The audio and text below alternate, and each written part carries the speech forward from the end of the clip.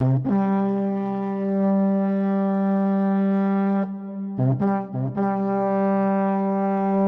खुशआमदीद और अस्सलाम वालेकुम। मेरा नाम फारूक हुसैन शाह है और आप देख रहे हैं फ्रीलांस पाकिस्तान और ये है WordPress Spartans 300 mission 2019 series, absolutely free series for 3 months. इसमें हम देखेंगे वर्डप्रेस के कोडेक्स को from scratch, theme development, plugin development, और हम कोशिश करेंगे कि हम उस स्टेज पे पहुंच जाएं कि थीम फॉरेस्ट जैसे प्लेटफॉर्म के ऊपर मेरे और आपके थीम जो हैं वो सेल होने के लिए पड़े हों और हम एक काबिल भरोसा डेवलपर बन सकें और लोग हमारे साथ रब्ता करें, रजू करें और ये कहें कि हाँ, ये जो स्पार्टन्स 300 सीरीज थी, इस ट्रेनिंग से गुजरने वाले लोग इस वक्त वर्डप्रेस के रिलायबल डेवलपर्स हैं। So without further ado, let's get started. Okay Spartans, task number 42 और मिशन फ्रंट एंड डेवलपमेंट 2019 में CSS का ये 9वां पार्ट होगा। आज हम इंशाल्लाह ताला फ्लेक्स बॉक्स की कंप्लीट गाइड जो है उसको कवर करने की कोशिश करेंगे।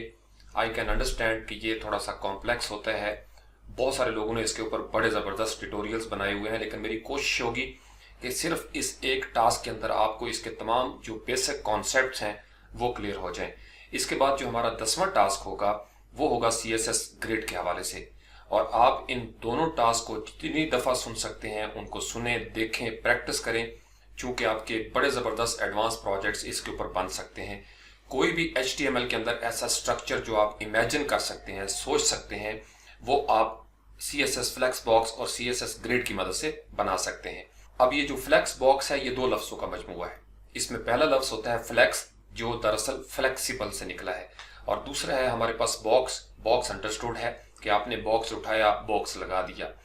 अब फ्लेक्स बॉक्स बेसिकली था, पूरा नाम इसका फ्लेक्स बॉक्स लेआउट मॉडल, यानी आपने जो पहले डिस्ट्रीब्यूशन हम करते थे, अलाइनमेंट करते थे, चूंकि एक वेब पेज आपने बना लिया, आप इसको यूं समझेंगे फिर आपको समझ आ जाएगी।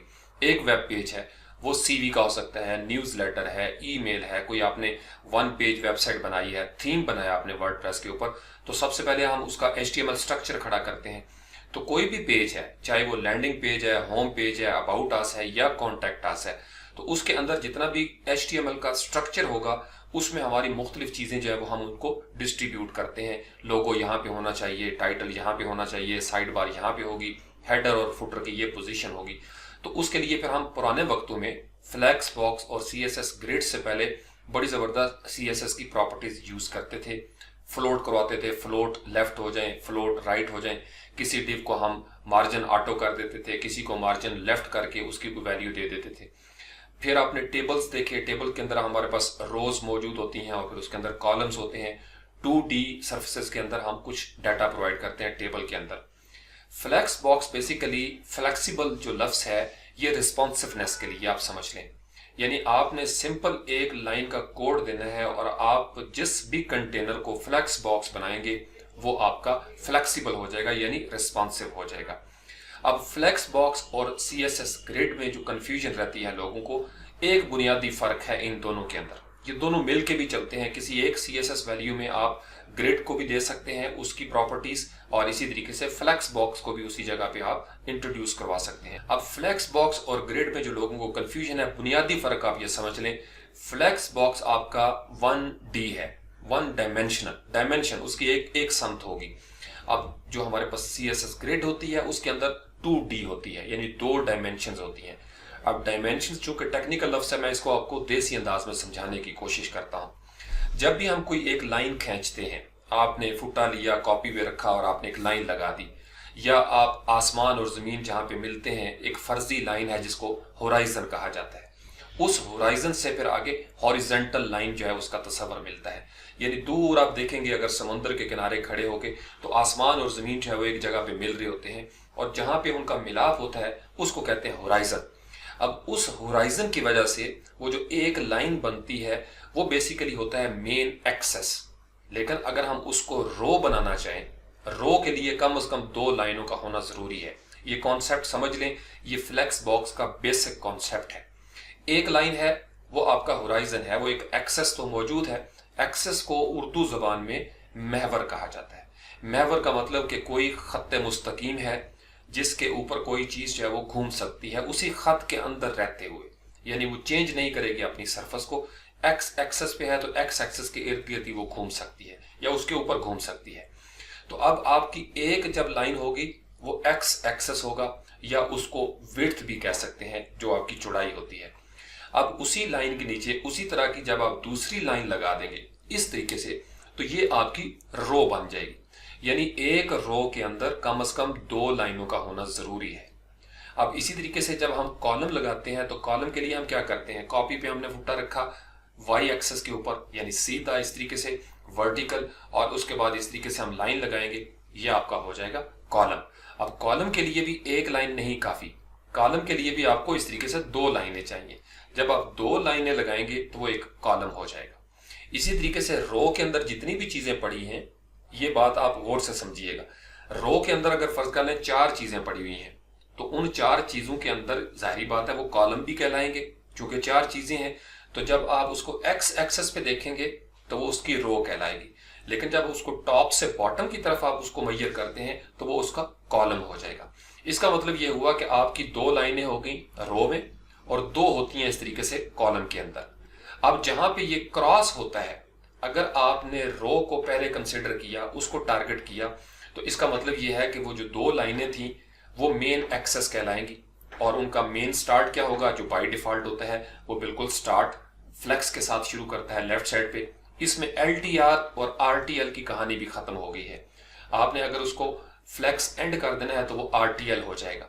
अगर आप उसको फ्लेक्स स्टार्ट करेंगे तो LTR, यानी आपने उर्दू लिखनी है, अरबी लिखनी है, हिंदी लिखनी है या इंग्लिश जुबान है, तो यहाँ पे हमारे पास वो कॉन्सेप्ट जो है वो क्लियर हो गया। पहले इसके लिए बड़ी कंफ्यूजन होती थी। इसी तरीके से अगर आप रो को एड्रेस कर रहे हैं तो वो जो कॉलम की 2 लाइनें होंगी वो इसका क्रॉस एक्सेस कहलाएगा। ये क्रॉस एक्सेस को और मेन एक्सेस को समझना इसलिए जरूरी है क्योंकि सारी चीजें इसी के साथ फिर अलाइन होंगी, इसी के साथ इसकी हम पोजीशन जो है वो बनाएंगे। और अगर आपका कॉलम जो है वो आपकी फर्स्ट प्रायोरिटी है, कॉलम के जरिए आप किसी चीज को डिस्ट्रीब्यूट कर रहे हैं, अलाइन कर रहे हैं, तो फिर आपकी रो जो होगी उसको क्रॉस एक्सेस कहा जाएगा। ये अपोजिट हो जाएगा, मेन एक्सेस और क्रॉस एक्सेस। अगर रो पहले है वो मेन है, कॉलम आपका क्रॉस हो जाएगा। कॉलम अगर पहले है तो वो मेन हो जाएगा और रो जो है वो आपकी क्रॉस एक्सेस हो जाएगी। ये बिल्कुल इसका एक बुनियादी तस्वर है।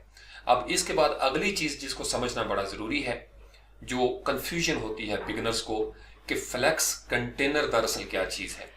अब आमतौर पर मैं भी काफी अरसा यही समझता रहा कि हमें CSS के अंदर डॉट फ्लेक्स डैश कंटेनर देना लाजमी है, तब ब्राउजर को पता चलेगा कि ये फ्लेक्स कंटेनर है। नहीं, फ्लेक्स कंटेनर के लिए फ्लेक्स कंटेनर का लफ्ज लिखना जरूरी नहीं है। HTML के अंदर आप किसी भी डिव को, वो आर्टिकल की डिव हो सकती है, कोई सेक्शन हो सकता है, फुटर हो सकता है, हेडर के अंदर अगर आपने लोगो भी लगाया और आप टाइटल भी देना चाहते हैं, मेन्यू भी देना चाहते हैं और आप सोशल मीडिया लिंक्स भी देना चाहते हैं, तो बेसिकली हेडर के अंदर 4 चीजें आ गई।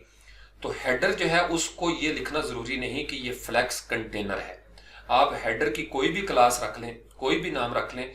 जब आप CSS के अंदर किसी भी डिव को, जो पेरेंट आप उसको कहलाना चाहते हैं, उसका डिस्प्ले लिखेंगे, आप कॉलन देंगे और उसके बाद जब उसके आगे आप लिख देंगे फ्लेक्स, तो वो ऑटोमेटिकली फ्लेक्स कंटेनर बन जाएगा और ब्राउजर को समझ आ जाएगी कि ये फ्लेक्स कंटेनर है। ये कॉन्सेप्ट आप समझ गए। तो जब आपने फ्लेक्स कंटेनर किसी चीज को डिक्लेयर कर दिया, तो उस फ्लेक्स कंटेनर के अंदर, उस डिव के अंदर, उस पेरेंट डिव या आउटर डिव के अंदर जितनी भी डिवें होंगी या एलिमेंट्स होंगे HTML के, फर्ज कर लें H1 है, H2 है, आपने स्पैन लगाया हुआ है, कोई इमेज लगाया हुआ है, एंकर टैग उसमें दिया हुआ है, कोई वीडियो आपने दी हुई है आई फ्रेम के हवाले से, वो सारे जो बच्चे होंगे इसके, जो छोटी छोटी चीजें इसके अंदर एलिमेंट्स होंगी, वो इस फ्लेक्स कंटेनर के फ्लेक्स आइटम्स कहलाएंगे। Dot flex dash items. तो उसके लिए फ्लेक्स आइटम का लफ्ज लिखना जरूरी नहीं, ये अंडरस्टूड है। जब आपने एक कंटेनर को, बड़ी चीज को, हेडर को आपने कह दिया ये फ्लेक्स कंटेनर है, चूंकि CSS में आपने लिख दिया डिस्प्ले फ्लेक्स, तो इसका मतलब यह है कि इसके अंदर जितनी भी चीजें हैं वो आपका फ्लेक्स आइटम हो जाएगी। अब किसी एक फ्लेक्स कंटेनर के अंदर आप किसी और डिव को भी, फर्ज कर लें आपने इमेज लगाया हुआ है और इमेज के अंदर आपकी 2 चीजें हैं, तो आप उस इमेज डिव को भी एक फ्लेक्स कंटेनर के तौर पर शो कर सकते हैं। उसकी आप क्लास देंगे, CSS में आप उसको भी लिखेंगे और लिख देंगे नीचे डिस्प्ले फ्लेक्स। यानी जिस जगह पे UL आपने दिया है, UL को, पेरेंट UL को आप फ्लेक्स बना देते हैं, तो जितने LI होंगे वो इसके हो जाएंगे फ्लेक्स आइटम। अब रोजमर्रा जिंदगी में देसी मिसाल में आपको समझाता हूं, फिर आपका कॉन्सेप्ट क्लियर हो जाएगा। एक इंसान उठता है, मौलवी साहब हैं, वो उठ के कहते हैं कि ये जो जमीन है 10 मरले, ये आज के बाद मस्जिद है। तो वो जो 10 मरले की जमीन होगी उसको उन्होंने डिक्लेयर कर दिया मस्जिद, तो वो मस्जिद है। अगर कोई शख्स कहे कि नहीं यहाँ पे प्लाजा बनेगा, बिजनेस है, कारोबार करेगी, तो वो बिजनेस और कारोबार के लिए जमीन मुख्तस हो जाएगी। अगर कोई बंदा उठता है कहता है मैंने इसको गुरुद्वारा बनाना है, चर्च बनाना है, मंदिर बनाना है, तो सिर्फ नाम डिक्लेयर करने से वो जगह जो है उसकी पोजीशन चेंज हो जाती है। अब इसको फिर इसका मतलब यह है कि फ्लैक्स कंटेनर कहेंगे। नाम रखना जरूरी नहीं, नाम कोई भी हो सकता है, लेकिन डिक्लेयर कर दिया CSS में तो ये आप जगह जो है वो लोग समझेंगे कि ये वो जगह है, ब्राउजर भी पहचानेगा। नंबर 1। नंबर 2, जब आपने मस्जिद बना दी तो उस मस्जिद के अंदर आपको पता है कि आपकी रोज के अंदर सफ़े होंगी और उस रो के ऊपर नमाजी खड़े होंगे। अब वो नमाजी जो है एक रो में खड़े हैं, लेकिन हर नमाजी एक कॉलम है, सर से पांव तक वो एक कॉलम भी है और एक रो में भी खड़ा हुआ है। इसी तरीके से अगर आपने मंदिर बनाया है, गुरुद्वारा बनाया है, चर्च बनाया, तो चर्च में जो कुर्सियां लगी हुई हैं वो एक रो में भी हैं, लेकिन हर कुर्सी एक कॉलम भी है। ये बात समझ रहे हैं आप? इस तरीके से तो वो जो कुर्सियां होंगी, वो जो मुक्तदी होंगे, नमाजी या पुजारी किसी मंदिर के अंदर, वो उसके फ्लैक्स आइटम्स कहलाएंगे ऑटोमेटिकली, क्योंकि उस कंटेनर के अंदर वो मौजूद है जिसे मस्जिद कहा गया, मंदिर कहा गया, गुरुद्वारा। लिहाजा उसके अंदर जितनी भी चीजें हैं उस पे असरात होंगे उस बड़े कंटेनर के। ये देसी मिसाल है, मुझे उम्मीद है कि आपको समझ आ गई होगी। अब ये बड़ा जबरदस्त एक लिंक है, मैंने डिस्क्रिप्शन में भी इसका लिंक दे दिया, आप वहां से इसको क्लिक कर सकते हैं। कोड पेन, अगर हम इसके ऊपर डबल क्लिक करें तो यहाँ पे डबल क्लिक करके आप देख सकते हैं ये इन्होंने बनाया हुआ है एक प्ले ग्राउंड। हम यहाँ से देख सकते हैं, फिर आपके कॉन्सेप्ट क्लियर हो जाएंगे बेसिकली। अब हमारा जो फ्लेक्स कंटेनर है जिसको हमने डिक्लेयर कर दिया CSS में डिस्प्ले फ्लेक्स, उसके अंदर कुछ डिफॉल्ट की वैल्यूज होती हैं, बाय डिफॉल्ट पहले से मौजूद होती है। तकरीबन 5 उसकी प्रॉपर्टीज हैं। फिर हर प्रॉपर्टी के आगे मुख्तलिफ वैल्यूज हम देते हैं। कुछ लोग कहते हैं कि 6 प्रॉपर्टी है, वो इसको इनिशियल को भी शामिल करते हैं, तो इनिशियल को भी शामिल कर लिया जाए तो 6 हो जाती हैं। अदरवाइज 5 पॉसिबल वैल्यूज तो इसकी मौजूद है ही है। सबसे पहली वैल्यू होती है फ्लेक्स डायरेक्शन। आप जब आप मस्जिद में खड़े हैं, मंदिर में, चर्च में, तो वहां पे नमाजियों की कोई डायरेक्शन होगी ना, किबला की तरफ आपने मुंह करना है या किसी मंदिर की कोई खास डायरेक्शन है, तो जो डायरेक्शन मस्जिद की होगी वहां पे नमाजियों को हम कहते हैं कि जी सफ़ें सीधी कर लें। जैसे कोई नमाज जनाजा होता है तो नमाज जनाजा अगर फर्ज कर लें 45 एंगल पे लोग खड़े हैं तो सारी सफ़ें 45 एंगल पे बन जाएगी। तो फ्लेक्स कंटेनर के अंदर जो पहली प्रॉपर्टी होती है that is called flex direction, और उसकी ये जो आपको येलो नजर आ रही है ये डिफॉल्ट वैल्यू होती है। यानी अगर कुछ नहीं लिखा हुआ तो फ्लेक्स डायरेक्शन आप लिखेंगे, ये आपकी प्रॉपर्टी होगी, कॉलम देंगे और उसके आगे अगर आप लिख देंगे रो, अगर नहीं लिखेंगे तो भी रो होगी, लेकिन लिख देंगे रो तो भी वो रो ही होगी। यानी डिफॉल्ट वैल्यू है, अंडरस्टूड है, ब्राउजर को पता है अगर कुछ नहीं लिखा हुआ तो ये रो होती है। इसी तरीके से दूसरी चीज हमारे पास होती है रो रिवर्स, इसको अपोजिट कर देता है। इस कॉन्सेप्ट को आप समझिएगा। अभी यहाँ पे रो जो है वो हमारे सामने मौजूद है 1 2 3 4 5। ये जो येलो है ये आपका कंटेनर है, फ्लेक्स कंटेनर, और ये जो आपको 5 चिल्ड्रन नजर आ रहे हैं ये बेसिकली इसके अंदर नमाजी खड़े हैं। अब रो की सूरत में ये 1 2 3 4 5 तरतीब से नजर आ रहा है। अगर मैं इसको रो रिवर्स कर दूंगा, फिर आप इसके नंबरों का देखिएगा, आप इस रो को रिवर्स कर रहे हैं कि जो नमाजी लेफ्ट साइड पे खड़ा था हम उसको कहते हैं कि भाई आप राइट साइड पे चले जाओ, और लेफ्ट वाले जो है वो राइट साइड पे आ जाएंगे, राइट वाले लेफ्ट साइड पे चले जाएंगे। तो रो रिवर्स के ऊपर क्लिक किया, ये आपने देखा सारी रो जो थी वो आपकी अब रिवर्स हो गई। इसी तरीके से हमारे पास होता है कॉलम। कॉलम क्या होता है कि अगर हम एक रो में नमाजी खड़े नहीं करते, लेट्स से एक सफ में 10 नमाजी हैं, आप उनको कॉलम में खड़ा करना चाहते हैं, तो वो 10 क्या करेंगे, पहले एक खड़ा होगा, फिर उसके नीचे दूसरा, तीसरा, चौथा, पांचवा, तो वो बेसिकली इस तरीके से एक कॉलम की सूरत में आ जाएंगे। अब हर नमाजी जो है वो एक रो में भी खड़ा है, लेकिन कॉलम जो है वो आपके एक ही कॉलम बन गया और वो 10 बंदे खड़े हैं इस तरीके से। तो कॉलम जब हम कह देंगे तो ये आपके ऊपर नीचे 1 2 3 4 5 जो है वो नजर आना शुरू हो जाएंगे। कॉलम रिवर्स करेंगे तो जो आपका 5 नीचे था वो अब आपको ऊपर नजर आना शुरू हो गया। यहां से कॉलम पे क्लिक किया 1 2 3 4 5, कॉलम रिवर्स करेंगे 5 4 3 2 1। ये पॉइंट आपको समझ आ गया। ये 4 इसकी प्रॉपर्टीज होती हैं मिनिमम जो हम इस्तेमाल करते हैं फ्लेक्स डायरेक्शन के अंदर। CSS में किस तरीके से इस्तेमाल करना है वो मैं अभी आपको यहाँ पे दिखाता हूँ नोटपैड के अंदर। अब आपको याद है कि ये हमने एक पेज बनाया था डेमो, जिसके ऊपर हमने कुछ एनिमेशन की प्रैक्टिस की थी इससे पहले वाले टास्क में, ट्रांजिशन और एनिमेशन के हवाले से। तो अभी भी ये चीज़ें मौजूद हैं, वही कॉलम काउंट जो हमने 3 बनाया था और उसके ऊपर एनिमेशन की थी। अब यहाँ पे हमारे पास जो सबसे पहले ये 5 वैल्यूज जिसका हम जिक्र कर रहे थे यहाँ पे, रो रिवर्स, कॉलम और कॉलम रिवर्स, इसको CSS में डिक्लेयर करने के लिए फॉर एग्जांपल अगर हम इसी को यूज करते हैं और यहाँ से इसका डॉक टाइप जो है वो हम ले लेते हैं बॉडी तक या हेड तक, Ctrl+C करते हैं और एक डेमो जो है प्रैक्टिस करने के लिए हम यहाँ पे बना लेते हैं, Ctrl+V किया और इसके बाद हम इस बॉडी को क्लोज कर देते हैं। आपने ये समझना है ज़हन में कि ये बहुत आसान है, कोई इसके अंदर मुश्किल नहीं, सिर्फ प्रॉपर्टीज और वैल्यूज को आपने समझ आना है। तो मैं तरतीब से आपको समझाता चला जाऊंगा। अब इसको हम Ctrl+S करते हैं और इसका हम कोई नाम रख लेते हैं। लेट्स से कि हम यहाँ पे लिखते हैं फ्लैक्स बॉक्स डैश प्रैक्टिस, ताकि हमें याद रहे, और उसके बाद लिखेंगे .html और सेव कर देंगे। अब फ्लैक्स बॉक्स डैश प्रैक्टिस आपने HTML बना दी। अब इसी का चूंकि CSS रिवीजन हमने बनाई थी, अगर हम इसका कोई CSS देना चाहें तो यहाँ पे हम लिख सकते हैं, डबल क्लिक किया हमने और यहाँ पे सबसे पहले आप यूनिवर्सल सिलेक्टर देते हैं और उसके बाद करली ब्रैकेट देके इसके अंदर 2 या 3 वैल्यूज है वो हम दे लेते हैं हिफ्ज़ मातकदम के तौर पर। यहाँ पे हमने पैडिंग दे दी। ये जो आपका सिलेक्टर है इसका मतलब यह है कि सारी चीज़ें सिलेक्ट हो जाएंगी।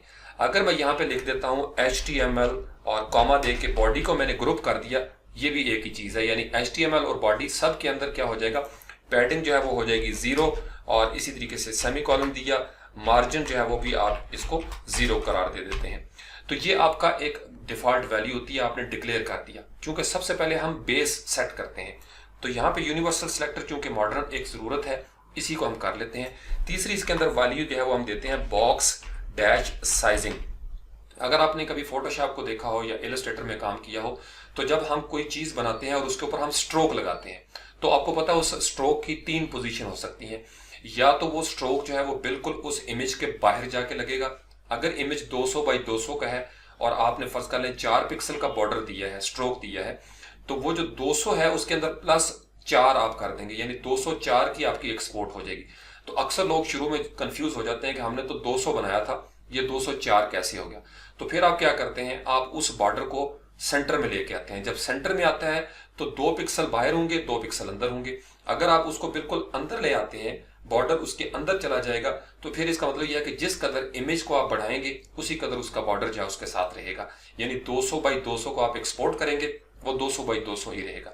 तो उसके लिए CSS में हमारे पास एक प्रॉपर्टी होती है जिसको हम कहते हैं बॉक्स साइजिंग, और उसके आगे हम वैल्यू दे देते हैं बॉर्डर बॉक्स। ये एक जनरल है, आप ना भी दें तो आप इसको मैनुअली भी एडजस्ट कर सकते हैं। Ctrl+S किया और यहाँ पे हम लिख देते हैं फ्लैक्स बॉक्स डैश प्रैक्टिस और उसके बाद इसको हम सेव करेंगे .css के तौर पर। अभी हमारी CSS तैयार होगी, HTML हमारा एक रफ सा तैयार हो गया। वही फॉन्ट मटेरियल डिजाइन के और फॉन्ट ऑसम है, आइकन्स वगैरह, इनको हम रहने देते हैं, हमने यूज अभी नहीं करना। यहाँ पे सिर्फ हमने इसका हाइपर रेफरेंस जो है CSS का वो हम चेंज कर देंगे। तो यहाँ पे हम लिखेंगे फ्लैक्स बॉक्स डैश प्रैक्टिस और उसके बाद .css ऑलरेडी मौजूद है। अब यहाँ पे अगर हम इसको फ्रंट एंड पे व्यू करें तो फ्लैक्स बॉक्स डैश प्रैक्टिस है, इसको हम खोल लेते हैं गूगल क्रोम के अंदर। अब ये बिल्कुल ब्लैंक है, यहाँ पे हमने थोड़ा सा स्टार्ट लिया था और यहाँ पे हमारे पास मौजूद है इसका कोड और इसकी CSS। अब यहाँ पे इस बॉडी के अंदर लेट्स से कि हमने एक हेडर जो है वो पहले दे दिया। सबसे पहले हम हेडर दे देते हैं और हेडर को हम यहाँ पे क्लोज कर देते हैं।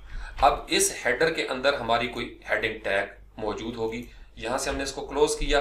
अब इस हेडर के अंदर हम लिख देते हैं लेट्स से H1 हम दे दी, H1 हमने दे दिया और H1 को हम यहाँ पे क्लोज कर लेते हैं।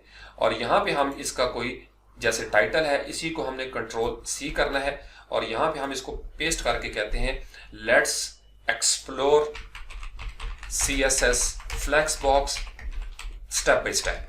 ये हमने एक कॉपी कर लिया। अब ये हमारी हेडिंग टैग है, यहाँ से हम इसको करेंगे Ctrl+S, फ्रंट एंड पे आएंगे यहाँ पे और इस मेन्यू को यहाँ से आके इस लिंक के ऊपर इसको रिफ्रेश कर लेंगे। ये हमारी हेडिंग टैग है। अब आपको इसकी प्रैक्टिस हो जानी चाहिए। अब इस हेडिंग टैग के बाद हमने कोई एरिया देना है, कोई फर्ज कर लें हम यहाँ पे मेन दे देते हैं, या हम यहाँ पे मेन कंटेंट की क्लास बनाना चाहते हैं, हम वो भी बना सकते हैं। तो यहाँ पे हमने मेन दिया और मेन देने के बाद आप उसका क्लास दे देते हैं, इक्वल का साइन दिया और यहाँ पे हम उसको कर लेते हैं मेन डैश कंटेंट। ये आपने क्लास का नाम दे दिया और उसके बाद हम मेन को यहाँ से क्लोज करेंगे। अब ये आपकी वो डिक्लेरेशन है, आपने मस्जिद बना दी, मंदिर या गुरुद्वारा या चर्च आपने डिक्लेयर करना है। अभी हमने किया नहीं, CSS में हम करेंगे।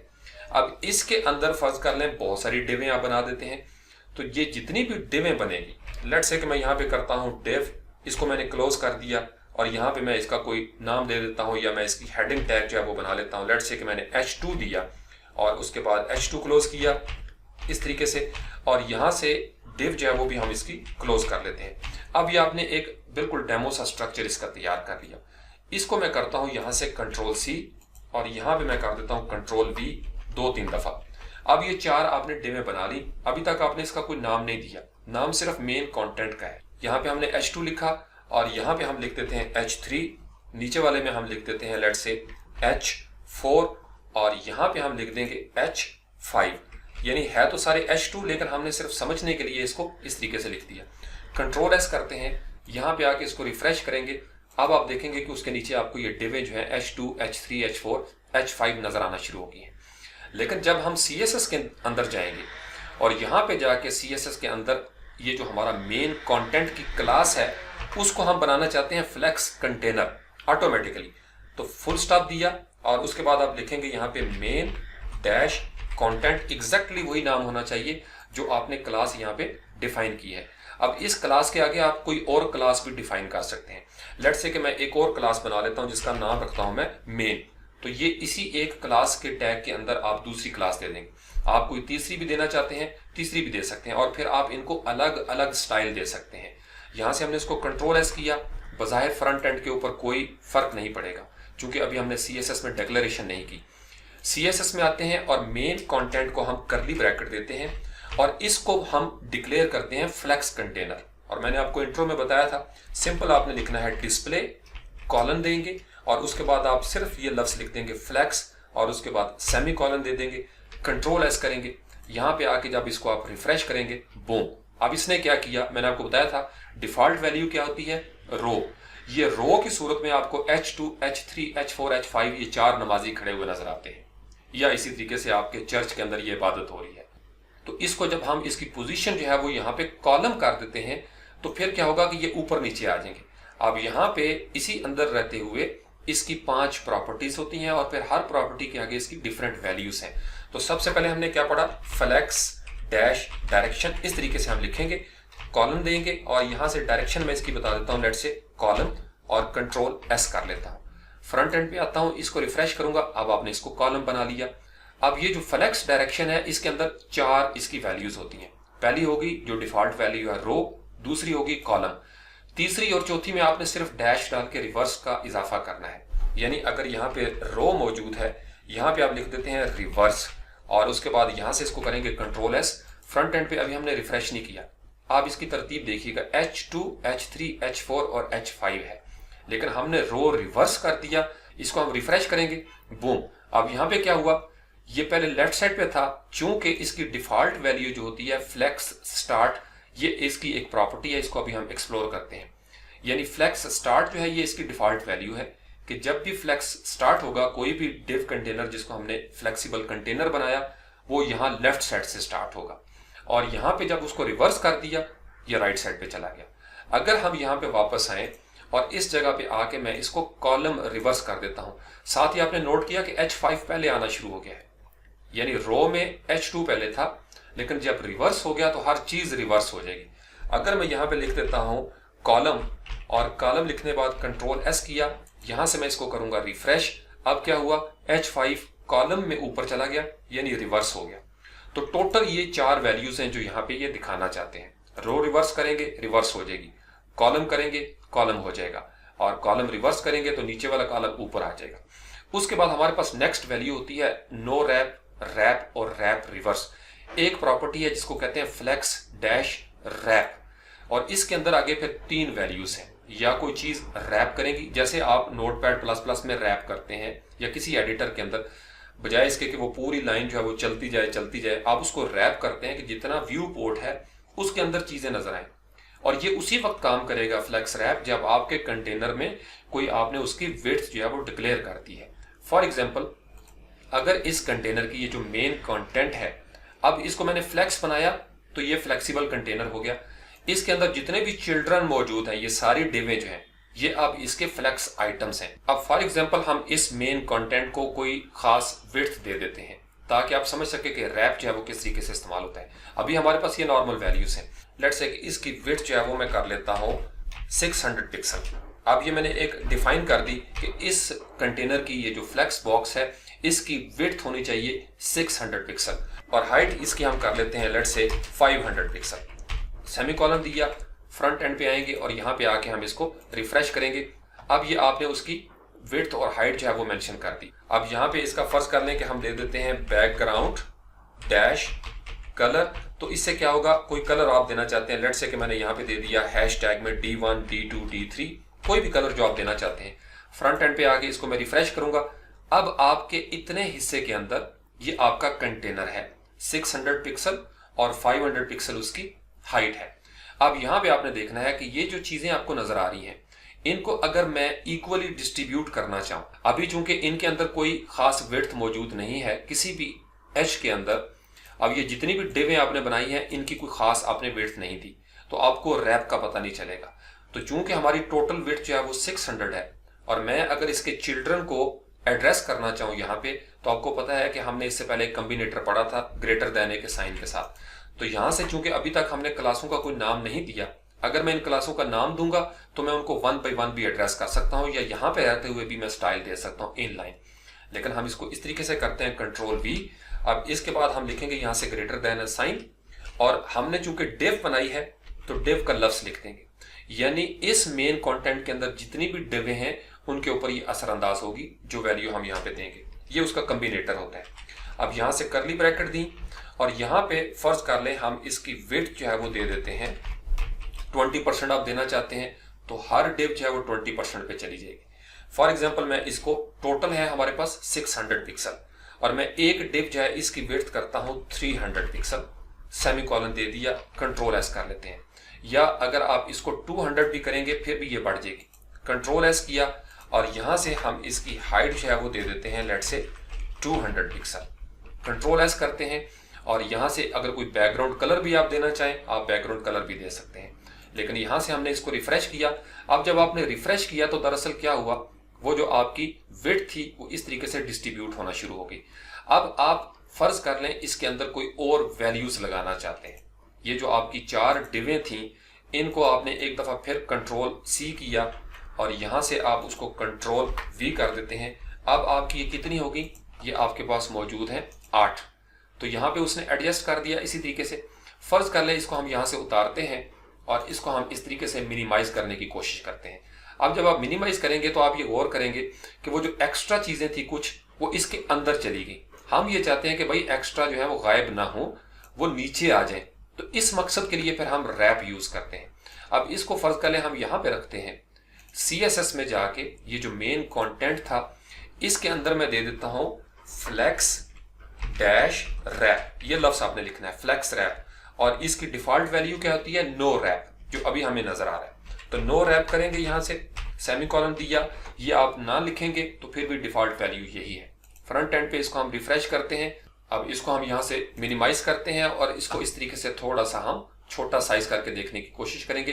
तो ये जो एक्स्ट्रा वैल्यूज गायब हो गई हैं ये नो रैप में है।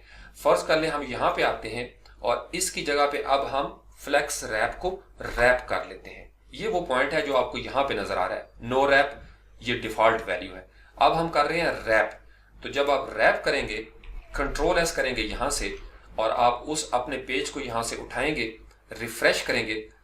अब जब रिफ्रेश किया तो क्या किया उसने, जितनी भी एक्स्ट्रा रोज के अंदर जो कॉलम थे, डिवें थी, वो सारी ऑटोमेटिकली नई लाइन के ऊपर चली गई। ये इसके रिस्पॉन्सिवनेस का कमाल है। आपने सिर्फ रैप दिया, ये कमाल हो गया। आप इसको छोटा या बड़ा करेंगे इस तरीके से, आप ये देखेंगे जब इसका व्यू पोर्ट जो है वो बढ़ेगा तो फिर इस तरीके से ये चीजें जो है वो नजर आना शुरू हो जाएगी। अब टोटल पेरेंट की डिव थोड़ी है लेकिन हर चाइल्ड जो है उसकी डिव ज्यादा है, तो वो हमें इस तरीके से नजर आ रहा है। अब यहाँ पे हम देखते हैं तो हमारे पास टोटल है 200, 4 चीजें मौजूद हैं। तो 4 को 2 से ज़रब दें, 800 पिक्सल बनती है टोटल जो इन बच्चों की विड्थ है। लेकिन पेरेंट के पास है घर में 600, तो इसका मतलब यह है कि नई जमीन लेनी पड़ेगी और नया घर बनाना पड़ेगा, या बच्चों को कहना पड़ेगा कि भाई थोड़े से स्लिम एंड स्मार्ट हो जाओ। ये बात समझ गए आप। उसके बाद हमारे पास नेक्स्ट होती है फ्लेक्स रैप के बाद नेक्स्ट वैल्यू हमारे पास होती है रैप रिवर्स। अगर आप इसको रिवर्स करना चाहें, यहां पे मैं लिख देता हूं रैप डैश रिवर्स। अब वो क्या करेगा, वो रिवर्स कर देगा, यानी ऊपर से वो स्पेस छोड़ेगा और नीचे से वो कवर कर लेगा। यहां से मैंने इसको रिफ्रेश किया, बूम, अब इसने इस तरीके से उसको रिवर्स कर दिया। अगर इस तरीके से नेक्स्ट वैल्यू पे आ जाए, फिर होता है हमारे पास जस्टिफाई कंटेंट। ये इसकी जान है। जस्टिफाई कंटेंट और अलाइन आइटम्स ये मिलके भी चलते हैं। अलाइन कंटेंट जो है ये इसकी पांचवी प्रॉपर्टी होती है। अब जस्टिफाई कंटेंट के अंदर 5 वैल्यूज हो सकती हैं पॉसिबल। फ्लेक्स स्टार्ट, यानी जहां से फ्लेक्स स्टार्ट हो रहा है ये उसकी डिफॉल्ट वैल्यू है। फ्लेक्स एंड, यानी कंटेनर के लास्ट में जाना चाहते हैं, या बिल्कुल आप उसको सेंटर अलाइन करना चाहते हैं, या स्पेस बिटवीन और स्पेस अराउंड। इस फर्क को आप समझे। जब स्पेस बिटवीन होगी तो इसका मतलब यह है कि एक नमाजी से दूसरे नमाजी के दरमियान जो फासला है वो सारे नमाजियों के दरमियान, 10 नमाजियों के दरमियान इक्वल होना चाहिए। और अगर हो स्पेस अराउंड तो तमाम नमाजियों के इर्द गिर्द जो फासला है वो भी इक्वल होना चाहिए और दरमियान में ऑटोमेटिकली वो इक्वल हो जाएगा। फॉर एग्जाम्पल यहां से हम इसकी मिसाल लेते हैं। अब इनके दरमियान कोई फासला आपको नजर आ रहा है। अगर मैं यहां से इसके ऊपर लिखूं इस जगह पे जस्टिफाई कंटेंट, जस्टिफाई लिखा, डैश कंटेंट दिया, और यहां पे मैं लिखता हूं स्पेस डैश बिटवीन, सेमीकोलन दिया, यानी जो इनके आपस में स्पेस होगी उसको आपने कंट्रोल करना है। इसको रिफ्रेश करूंगा, अभी ये ऑटोमेटिकली चूंकि विड्थ से बड़ा है, यहां से अगर फर्ज कर लें इसकी विड्थ और हाइट जो है इसको हम कमेंट आउट कर देते हैं, कंट्रोल एस कर लेते हैं, या हम यहां से हाइट जो है इसको रहने देते हैं। कंट्रोल एस कर दिया, फ्रंट एंड पे इसको रिफ्रेश करेंगे। जब आप रिफ्रेश करेंगे तो आप ये देखेंगे कि तमाम चीजों के अंदर इक्वल स्पेस जो है वो नजर आना शुरू होगी और किनारों के ऊपर कोई स्पेस नहीं है। लेकिन अगर मैं यहां से इसको कर लूं स्पेस बिटवीन की जगह पे स्पेस अराउंड, अब आपने इसका फर्क नोट करना है। यहां से स्पेस अराउंड किया, कंट्रोल एस करते हैं, इसको हम रिफ्रेश करेंगे। अब उसने क्या किया, इर्द गिर्द उसकी स्पेस बना दी, अंदर ऑलरेडी स्पेस मौजूद है। अब आप इसको सेंटर अलाइन करना चाहते हैं तो जस्टिफाई कंटेंट में एक हमारे पास मौजूद होता है सेंटर, ये इसकी तीसरी वैल्यू होगी। सेंटर किया, कंट्रोल एस करेंगे, यहां से इसको रिफ्रेश करेंगे, बूम, अब उसने तमाम नमाजी जो थे वो बिल्कुल साथ साथ जुड़ गए और जस्टिफाई कंटेंट कर दिया सेंटर के अंदर। ये इसकी तीसरी वैल्यू होती है। इसी तरीके से हमारे पास मौजूद है 2 फ्लेक्स स्टार्ट और फ्लेक्स एंड। ये बड़ी दिलचस्प है। यहां पे फर्क देखिएगा, हमारा फ्लेक्स कहां से स्टार्ट हो रहा है, ये फ्लेक्स है लेफ्ट साइड से। अब अगर हम इसको जस्टिफाई कंटेंट को कहें कि आप फ्लेक्स के शुरू में अलाइन हो जाए, तो यहां पे हम लिखेंगे flex dash start, control S करेंगे, फ्रंट एंड पे इसको रिफ्रेश करेंगे, बूम, अब फ्लेक्स स्टार्ट हो गया। ये राइट साइड पे क्यों नजर आ रहा है, क्योंकि हमारी वैल्यू यहाँ पे रो रिवर्स है। अगर हम रो रिवर्स को यहां से मिटा देते हैं तो ये आपकी डिफॉल्ट वैल्यू होती है, आप लिखें ना लिखें। कंट्रोल एस करते हैं, यहां से इसको रिफ्रेश करेंगे, बूम, अब उसने उस रो के अंदर जहां पे ये मौजूद था पहले, उसी में उसने उसको फ्लेक्स के स्टार्ट में ले गया। अब ये मेन एक्सेस है और ये उसका क्रॉस एक्सेस है, तो यहां पे ये शुरू हो गया चूंकि हमने इसको हाइट और वेट जो है वो दे दी है। अब यहां पे अगर फ्लेक्स एंड कर देंगे तो फिर आप सोचें क्या होने जा रहा है, यानी जिस लाइन के ये शुरू में है वहां से ये एंड पे चला जाएगा। रिफ्रेश किया, यहां से वहां से सेव किया, यहां पे आके रिफ्रेश करेंगे, ये उसी फ्लेक्स के एंड पे चला जाएगा जहां पे रो है। अगर आप इस रो को यहां से कॉलम कर दें, ये बज़ाहिर आपको चाइल्डिश लग रहा होगा लेकिन ये बड़ी जबरदस्त चीज है, मैं आपको बता रहा हूं। आपने यहां से कॉलम दिया, कंट्रोल एस करते हैं, यहां पे इसको रिफ्रेश करेंगे, बूम, अब ये आपके कॉलम के साथ हो गए और साथ आपने इसको दिया हुआ है फ्लेक्स एंड। अगर आप इसको फ्लेक्स स्टार्ट कर देते हैं, कंट्रोल एस करते हैं और यहां पे आके इसको हम करेंगे रिफ्रेश, अब ये ऊपर चली जाएगी। कॉलम का मतलब क्या होता है, कॉलम मैंने आपको बताया था टॉप से बॉटम, और रो क्या होती है लेफ्ट से राइट या राइट से लेफ्ट। तो जब आपने इसको फ्लेक्स स्टार्ट कर दिया और आपकी डायरेक्शन क्या है कॉलम की, तो वो टॉप से नीचे आ गई। अगर आप इसको एंड करेंगे ये नीचे आ जाएगी। फ्लेक्स स्टार्ट है, फ्लेक्स एंड करेंगे तो ये फ्लेक्स के नीचे आ जाएगा। ये जो कॉलम है यहां से हमने रिफ्रेश किया, ये उससे नीचे आ गया। ये बात समझ गए। तो ये इसकी पॉसिबल जो 5 वैल्यूज हैं वो हमें नजर आती हैं, space around, space between, center, flex end और फ्लेक्स स्टार्ट। डिफॉल्ट क्या है, ये जो येलो नजर आ रही है। उसके बाद होता है अलाइन आइटम्स स्ट्रेच, ये डिफॉल्ट वैल्यू है, ये ऑटोमेटिकली उस कंटेनर के अंदर इसको फैला देता है। अगर मैं इसको फ्लेक्स स्टार्ट करूं तो इसका मतलब यह है कि मुझे अलाइन आइटम्स देने पड़ेंगे। तो यहां पे मैं लिखूंगा अलाइन डैश आइटम्स, यानी जो भी आपने कंटेनर बनाया होगा वहां पे आप ये प्रॉपर्टी लिख सकते हैं। कॉलम दिया और स्ट्रेच तो डिफॉल्ट वैल्यू है। अगर मैं यहाँ पे स्ट्रेच नहीं करता और मैं यहाँ पे लिख देता हूँ flex dash start, semicolon दिया, कंट्रोल एस किया, यहाँ पे आके इसको मैं करूंगा रिफ्रेश। अब आप फर्क देखिए, इसने क्या किया, उसने फ्लेक्स के स्टार्ट में ले गया वो, चूंकि ये कॉलम है।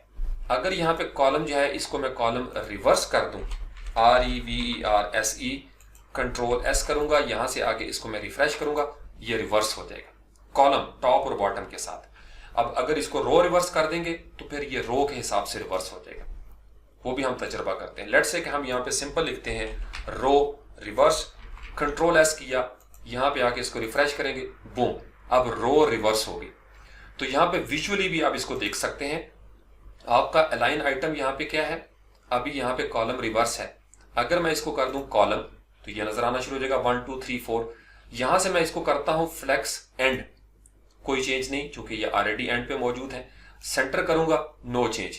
लेकिन अगर मैं इसको कर देता हूं रो, तो रो के साथ ये नजर आना शुरू हो गया। अब आपको पता है इसके अंदर 5 और 6 भी हैं या सिर्फ 5 भी हैं, फर्ज कर लें तो एक रैप हो रहा है, तो रैप करूंगा, बूम, ये आपको पांचों की पांचों नजर आना शुरू हुई। सेंटर में क्यों नजर आना शुरू हुई है, क्योंकि जस्टिफाई कंटेंट आपने किया हुआ है सेंटर में। अगर मैं फ्लेक्स एंड कर देता हूं तो ये एंड में चला जाएगा। अगर मैं कहूं स्पेस बिटवीन, तो इन सब के दरमियान जो स्पेस है वो इक्वली डिस्ट्रीब्यूट हो जाएगा कॉलम। अगर मैं इसको करता हूं स्पेस अराउंड, ये अंदर से मिल जाएंगे और बाहर भी उनकी स्पेस जो है वो इक्वली हो जाएगी।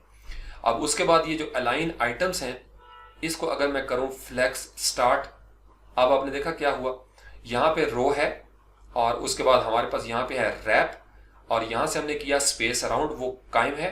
लेकिन अलाइन आइटम्स यानी आइटम्स को आपने अलाइन कर दिया किसके साथ, फ्लेक्स के स्टार्ट में। तो वो जो स्ट्रेच वाली पोजीशन थी, स्ट्रेच पे क्या होता था, वो पूरे नीचे तक स्ट्रेच कर जाते हैं। फ्लेक्स स्टार्ट में रो को उसने ऊपर अलाइन कर दिया। अगर मैं फ्लेक्स एंड करूंगा ये सारी चीजें नीचे आ जाएंगी। अगर मैं इसको सेंटर करूंगा ये सेंटर में चले जाएंगे। यहां पे भी जस्टिफाई कंटेंट सेंटर करूंगा, दोनों चीजें सेंटर में आ गई। यानी अगर आपने किसी चीज को, फर्ज कर लें आपने एक बैकग्राउंड लगाया हुआ है 500 बाई 500 का, आप उसके ऊपर एक बटन बिल्कुल सेंटर में लाना चाहते हैं फ्लेक्स बॉक्स के जरिए, तो फिर आपका जस्टिफाई कंटेंट भी सेंटर में होगा, अलाइन आइटम्स भी सेंटर में होंगे, बूम, वो बिल्कुल एग्जैक्ट उसके सेंटर में आ जाएगा। अब यहाँ पे इसके अंदर एक होती है बेस लाइन। बेस लाइन क्या होती है, जो आपने फर्ज करें लेटर्स ऑफ द अल्फाबेट लिखे हैं उनकी सबसे नीचे एक बेस लाइन चल रही होती है। इसको मैं करूंगा तो ये उसके बेस लाइन के मुताबिक फ्लेक्स बॉक्स की यहाँ पे अलाइन हो जाएगा। ये थे जस्टिफाई कंटेंट और अलाइन आइटम्स। इनकी वैल्यू क्या है, stretch, flex start, flex end, center, baseline. Justify content की वैल्यूज क्या है, flex start, flex end, center, space between, space around. तो ये आपको प्रॉपर्टीज और वैल्यूज याद रखनी है, बाकी काम आप समझ जाएंगे इंशाल्लाह ताला। उसके बाद होता है अलाइन कंटेंट। यहाँ पे अभी फिलहाल इसका अफेक्ट नहीं होगा, उसकी वजह यह है कि अभी हमारे पास कंटेंट छोटा है, थोड़ा है, लेकिन इसको आप इस तरीके से देख सकते हैं 1 बाय 1। इसके अंदर भी स्ट्रेच होता है, फ्लेक्स स्टार्ट होता है, सेंटर होता है, स्पेस बिटवीन, स्पेस अराउंड। अभी हमारे पास ये कंटेंट मौजूद नहीं, लेकिन ये अलाइन कंटेंट जो है ये हम कंटेंट को अलाइन करने के लिए यूज करते हैं। तो जब यहाँ पे हमारे पास कंटेंट ज्यादा होगा, अभी तो सिर्फ 1 2 3 लिखा हुआ है, तो फिर हम इस कंटेंट को भी अलाइन कर सकते हैं आपस में। तो फ्लेक्स कंटेनर के हवाले से ये 5 प्रॉपर्टीज आपने याद रखनी है और उनकी ये वैल्यूज आपने याद रखनी है। इस लिंक पे आए, इसके साथ थोड़ी सी प्रैक्टिस करें, देखें किसके साथ क्या होता है। अब यहाँ पे फ्लेक्स कंटेनर जब खत्म हो गया, नेक्स्ट होता है हमारे पास जो फ्लेक्स आइटम्स है। फ्लेक्स आइटम्स के साथ भी तो कुछ होना चाहिए, उसके लिए फिर हम ये जो फ्लेक्स आइटम्स होते हैं इसके अंदर वैल्यूज यूज करते हैं। ऑर्डर की वैल्यू यूज करते हैं, ग्रो की वैल्यू यूज करते हैं, श्रिंक की वैल्यू भी हम यूज करते हैं। अब यहाँ पे एक चीज रहेगी जो साइड में मौजूद नहीं थी। अब ये जो हमारे पास 2 वैल्यूज हैं, फ्लेक्स डायरेक्शन और फ्लेक्स रैप, ये अलग अलग लिखने की बजाय इसको हम शॉर्ट हैंड तरीके से भी लिख लेते हैं। तो यहां से हमने इसको कॉमेंट आउट किया। अब यहां भी याद रखें रैप रिवर्स है, इसको भी हमने कॉमेंट आउट कर दिया। इसका शॉर्ट हैंड क्या होता है, उसके लिए हम लिखते हैं यहाँ पे फ्लेक्स डैश फ्लो, ये इसका शॉर्ट हैंड होता है। शॉर्ट हैंड में हम दो वैल्यू दे सकते हैं। सबसे पहले आप इसको बताएंगे कि इसकी डायरेक्शन क्या होगी, क्योंकि वो पहली वैल्यू है। तो डायरेक्शन हमारे पास क्या थी, रो, हम यहाँ पे लिख देंगे रो। और उसके बाद दूसरी वैल्यू हमने देनी है इसका जो रैप होता है। रैप हमने दिया था रैप रिवर्स, तो वहां पे हम रैप डालेंगे, डैश रिवर्स लिख देंगे, सेमीकोलन देंगे, कंट्रोल एस करेंगे। ये एग्जैक्टली वही बिहेवियर करेगा जो इन दो वैल्यूज के साथ हो रहा था, जैसे आपने इससे पहले वाले टास्क में एनिमेशन के अंदर ट्रांजिशन के देखा था कि हम शॉर्ट हैंड वैल्यूज देते हैं, या बॉर्डर में भी हम दे सकते हैं एक ही दफा। यहां से हमने इसको रिफ्रेश किया, नो चेंज, चूंकि शॉर्ट हैंड उसी तरीके से अप्लाई होगी। अब हम आ जाते हैं फ्लेक्स आइटम्स की तरफ। फ्लेक्स आइटम्स हमारे पास ये मौजूद हैं डिव्स। अब अगर इस डिव को मैं कोई नाम देना चाहूं, हर डिव को, लेट्स से कि मैं इसको क्लास करता हूं और यहां से मैं इसका नाम दे देता हूं क्लास 1, सिर्फ समझने के लिए। और यहां से मैं इसको कॉपी करता हूं इस सारे हिस्से को, ताकि हम इसको पेस्ट कर सकें। कंट्रोल सी किया, इस डिव के बाद स्पेस देते हैं, कंट्रोल वी, इसके बाद कंट्रोल वी और इसके बाद भी कंट्रोल वी कर देते हैं। अब ये जो क्लास 1 है, यहां से किया क्लास 2, यहां से करते हैं क्लास 3 और यहां से करते हैं क्लास 4। कंट्रोल एस किया, फ्रंट एंड पे आते हैं, इसको रिफ्रेश करते हैं, नो चेंज, क्योंकि CSS में अभी हमने इसको कुछ भी नहीं कहा। फ्लेक्स आइटम है, ऑलरेडी ये फ्लेक्स आइटम मशहूर है, तो फ्लेक्स को इससे कुछ नहीं लगता कि क्लास क्या है या डिव क्या है, जब तक हम CSS में उसकी वैल्यू चेंज नहीं करते। अब हम टारगेट करते हैं इन फ्लेक्स आइटम्स को। यहां भी हम दे सकते थे स्टाइल HTML के अंदर, तो यहां पे आए और यहां पे हम लिखते हैं ये जो हमारी डॉट क्लास 1 है, CLASS1 लिखा आपने। अब फर्ज कर लें इसके अंदर जो वैल्यूज होती हैं, मैं इसको करता हूं ऑर्डर और यहां पे मैं लिखता हूं इसको -1। डिफॉल्ट ऑर्डर जो होता है वो इसका 0 होता है, ये याद रखिएगा। आपने इसके बाद सेमीकोलन दिया। ऑर्डर का मतलब क्या है, आप इनकी तरतीब अपनी मर्जी से बदल सकते हैं। अगर फर्ज कर लें इन सारे हिस्सों को मैं यहाँ से कंट्रोल C करूं और यहाँ पे मैं कंट्रोल V कर लेता हूं 4 दफा, चूंकि मुझे पता है 4 क्लासें मौजूद हैं। क्लास 2 लिखा मैंने यहाँ से मैं लिख देता हूं क्लास 3 और यहाँ से मैं कर देता हूं क्लास 4। अब यहाँ पे HTML के अंदर क्या है, 1 2 3 और 4 के अंदर हेडिंग टैग 5 है, यहाँ पे H4 है, यहाँ H3 है, ये आपने याद रखना है।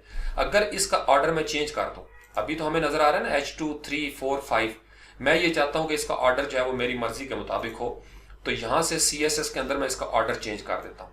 लेट से इसको मैं कर देता हूं 4, जो मेरी क्लास 1 है, इसको मैं कर देता हूं 3, इसको मैं कर देता हूं 2 और इसके बाद इसको मैं कर देता हूं 1। यहां से मैंने इसका माइनस मिटाया, कंट्रोल एस करते हैं। अब मैंने ऑर्डर चेंज कर दिया, किसका, फ्लेक्स आइटम का, यानी चिल्ड्रन का। फ्रंट एंड पे आता हूं, इसको रिफ्रेश करूंगा। जो ही रिफ्रेश किया तो आपने देखा H5 H4 H3 H2, वो ऑर्डर जो है वो चेंज हो गया। अगर इसका ऑर्डर फर्ज कर लें यहाँ पे मैं -1 कर देता हूं, फिर आप देखिएगा, कंट्रोल एस करूंगा। अब ये क्लास 4 है और इसका हेडिंग टैग क्या है, यहाँ पे क्लास 4 में H5। फ्रंट एंड पे आते हैं, यहां से इसको करेंगे रिफ्रेश। जब आपने रिफ्रेश किया, नो चेंज, क्योंकि ये ऑलरेडी उसके शुरू में है। अगर फर्ज कर लें इस H5 की बजाय मैं इसको -1 कर देता, इसको -1 किया और इसको हम कर देते हैं 1, कंट्रोल एस करेंगे। अब क्लास 3 किसकी है, क्लास 3 है H4 की। फ्रंट एंड पे आए, इसको करेंगे रिफ्रेश। जब आपने रिफ्रेश किया तो जो माइनस की वैल्यू होती है वो हमेशा शुरू में आएगी, ये बात आपने याद रखनी है। माइनस दी थी H4 को, वो शुरू में आ गई। उसके बाद 1 थी, H5 1 स्टार्ट हो गया, फिर 2 है, फिर 3 है। अगर मैं इसको, ये जो H2 है, इसकी वैल्यू भी चेंज कर दूं, लेट्स से कि इस ऑर्डर 4 की जगह पे भी हम -1 करते हैं। अब हमने क्लैश डाला इसके अंदर जानबूझ के। फ्रंट एंड पे आके रिफ्रेश करेंगे। अब क्या हुआ, H2 उसने पहले ले लिया, फिर H4 आया। H2 और H4 कहां पे था, यहां पे। H2 जो क्लास 1 है, क्लास 1 क्या है, -1, लिहाजा वो शुरू में चलेगी, चूंकि लॉजिकल सीक्वेंस बनता है। फिर उसके बाद उसने क्या किया, क्लास 3 दे दी। क्लास 3 क्या है हमारे पास, यहाँ पे H4 जो हमें नजर आती है यहाँ पे, वो भी चूंकि -1 है, तो H2 पहले आता है, लिहाजा उसने -1 को प्रायोरिटी दी और शुरू में ले दी। तो ब्राउजर थोड़ा इंटेलिजेंट होकर सोचता है इन चीजों को। तो ये हो गया फ्लेक्स आइटम में एक हम यूज करते हैं ऑर्डर की। अब यहां से वो कह रहे हैं कि फ्लेक्स आइटम के अंदर ये 5 प्रॉपर्टीज हो सकती हैं।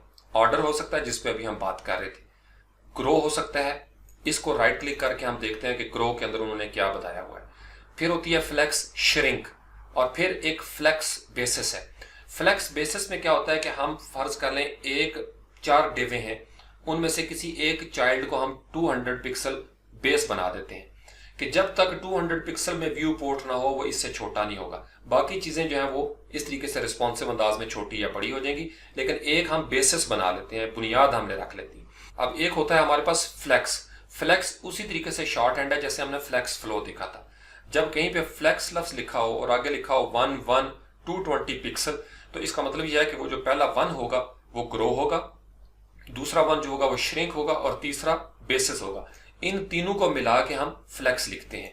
तो इसको भी राइट क्लिक कर लेते हैं, यहां से बेसिस को भी श्रिंक को भी 1 बाय 1 आप इसको खोल लें, और फिर यहां से अलाइन सेल्फ और अलाइन आइटम्स में एक बुनियादी फर्क है। अलाइन आइटम्स करता है एक कंटेनर के अंदर तमाम जो चिल्ड्रन होते हैं फ्लेक्स बॉक्स के फ्लेक्स आइटम्स, उनको अलाइन करेगा, जैसे अभी हम प्रैक्टिस कर रहे थे।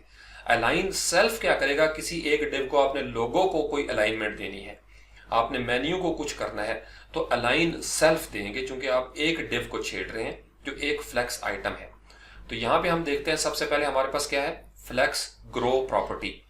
1, 2 और 3 आपने देखा ग्रो कर गया। यहां पे हम इसके ऊपर ट्राई इट योरसेल्फ के ऊपर क्लिक करेंगे। अब इसको आप समझेंगे, आपका कॉन्सेप्ट क्लियर हो जाएगा। यहां पे उन्होंने फ्लेक्स कंटेनर दिया, उसको डिक्लेयर कर दिया, ये जो HTML के अंदर था कि ये हमारा डिस्प्ले फ्लेक्स, ये फ्लेक्स कंटेनर है। ओके, अलाइन आइटम्स क्या किए उन्होंने, स्ट्रेच कर दिया, आइटम्स की सतह पे सबको स्ट्रेच कर दिया। लेकिन ये जो तीसरा चाइल्ड एलिमेंट था, यहां पे आके आप देखें, ये जो फ्लेक्स ग्रो है इसको उन्होंने 8 गुना कर दिया, यानी एक हिस्सा जो है ये 8 गुना जगह लेगा और बाकी जो है वो 1 गुना लेगा, ये बराबर हैं दोनों। फिर इसी तरीके से अगर इनका कंटेंट बढ़ जाता है तो उस हिसाब से इनकी विड्थ जो है वो एडजस्ट हो जाएगी। लेकिन ये जो 3 नंबर है इसको इन्होंने फ्लेक्स ग्रो कर दिया है। इसी तरीके से अगर हम यहाँ पे आ जाए श्रिंक के अंदर, तो श्रिंक प्रॉपर्टी क्या करती है, वो चीजों को इस तरीके से श्रिंक कर देती है, थोड़ा छोटा, तो वो चीजों को दबा देती है, प्रेस कर देती है। तो ट्राई इट योरसेल्फ के ऊपर क्लिक करेंगे, यहाँ पे आप देखेंगे कि सारा वही है, डिस्प्ले फ्लेक्स है, अलाइन आइटम्स स्ट्रेच किए हुए हैं, और ये जो डिव उन्होंने बनाई कम्बिनेटर के साथ, ये एग्जैक्ट वही चीज है जो हमको कलर वगैरह नजर आ रहे हैं। असल गेम जो यहाँ पे उन्होंने की है HTML के अंदर इन लाइन स्टाइल दे के, या हम एक्सटर्नल भी दे सकते हैं अगर आप इस डिव का कोई नाम रख लें, जैसे हमने यहाँ पे क्लास 1, क्लास 2, 3 किया था। अब यहाँ पे वो करते हैं फ्लेक्स श्रिंक 0। अब फ्लेक्स श्रिंक यहाँ पे 0 है। 0 का मतलब यह है कि भाई आपने बाकियों को श्रिंक करना है, इसको श्रिंक नहीं करना। अगर हम यहाँ पे इसकी वैल्यू जो है श्रिंक की फर्ज कर लें 4 कर देते हैं, यहां से इसको रन करेंगे। अब जब आपने 4 किया तो उसने उसको 4 गुना श्रिंक कर दिया। 0 का मतलब श्रिंक नहीं करना, बाकी सब को श्रिंक कर सकते हो, इसको नहीं करना। अगर मैं फर्ज कर लें इसको 1 कर देता हूं, 8 की जगह पे हम लिख देते हैं 1 और यहां से हम करते हैं रन। अब उसने 1 गुना जो है इसको श्रिंक कर दिया। इसी तरीके से हमारे पास यहाँ पे होता है अलाइन सेल्फ प्रॉपर्टी, ये बड़ी जबरदस्त है समझने के लिए। तो ट्राई इट योरसेल्फ पे क्लिक किया। अब यहाँ पे आप देखें क्या हो रहा है, फ्लेक्स कंटेनर बनाया 1, 2 और 3, 4, ये बेसिकली आपके ऑब्जेक्ट्स हैं। तो 3 जो है इसको उन्होंने कर दिया अलाइन सेल्फ सेंटर, बाकी सारे स्ट्रेच हैं। यहाँ पे उन्होंने हाइट दी 200 पिक्सल, ये सारी हमें फैली हुई नजर आती है। लेकिन जो 3 है उसको उन्होंने अलाइन सेल्फ कर दिया सेंटर। अगर हम अलाइन सेल्फ जो है इसको सेंटर ना करें और इसको हम कह दें फ्लेक्स डैश स्टार्ट, और यहां से हम इसको करें रन। अब उसने क्या किया, उसने फ्लेक्स के स्टार्ट पे उसको अलाइन कर दिया उस एक आइटम को। अगर इस फ्लेक्स स्टार्ट की जगह पे मैं कर देता हूं फ्लेक्स एंड, यहां से मैं इसको रन करूंगा, ये नीचे की तरफ आ जाएगी। सेंटर करूंगा, ये सेंटर में अलाइन हो जाएगा। ये एक ऑब्जेक्ट हो रहा है। फर्ज कर लें आप इसको टॉप पे करना चाहते हैं, कोई सोशल मीडिया आइकन है, लोगो है या कोई इमेज पड़ा हुआ है, तो आप उसके लिए यूज करेंगे प्रॉपर्टी अलाइन सेल्फ उस डिव के अंदर जो आपका फ्लेक्स का आइटम है। तो ये बहुत बेसिक कॉन्सेप्ट्स हैं। मुझे पता है एक टास्क में इस तरीके से कवर करना आपके लिए शायद मुश्किल भी हो, 2-3 दफा आप सुनेंगे, बेसिक कॉन्सेप्ट आपके क्लियर हो जाएंगे। ये जो 2 लिंक है W3 स्कूल्स वाला और कोड पेन वाला, इसके ऊपर आप जाके थोड़ी सी प्रैक्टिस करेंगे, आपको मजीद समझ आना शुरू हो जाएगी। फिर जब हम जावास्क्रिप्ट को भी टच कर लेंगे तो फिर हम इसके ऊपर हम प्रोजेक्ट बनाएंगे।